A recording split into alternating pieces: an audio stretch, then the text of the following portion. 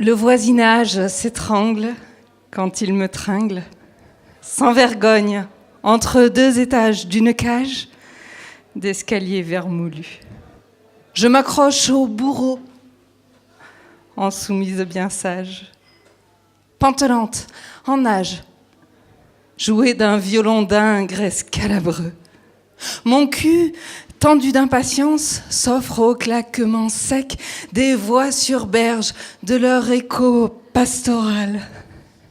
Quand la bête m'enfourne, me tapisse les fesses de braise, s'érale de plus en plus félin à me clouer le bec, priant qu'il me retourne.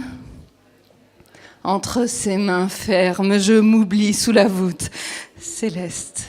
Je courbe une échine de bourgeoise à la pudeur absoute, au rythme des cadences que nos corps dégoisent. Les miroirs multiplient nos échanges, nos joutes, entre stupre et framboise.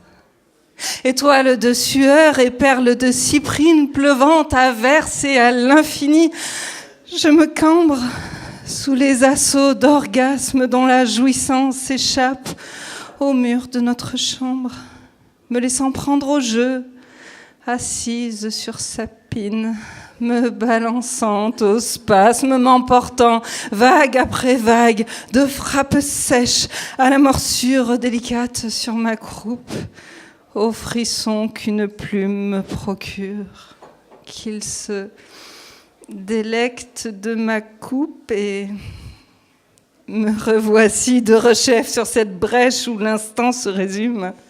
Au point de bascule de notre évanescence, nul répit pour nos ébats en apesanteur et notre décadence.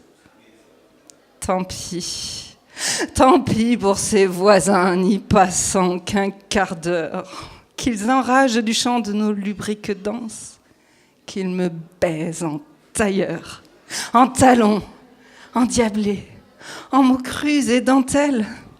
Effleurant des sommets, le maître me pénètre de son intransigeance.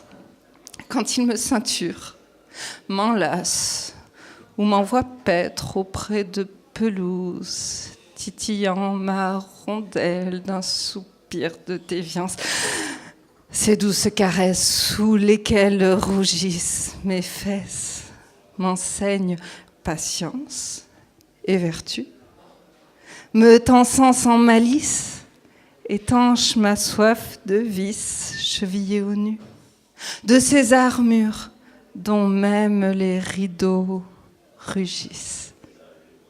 Ma leçon retenue.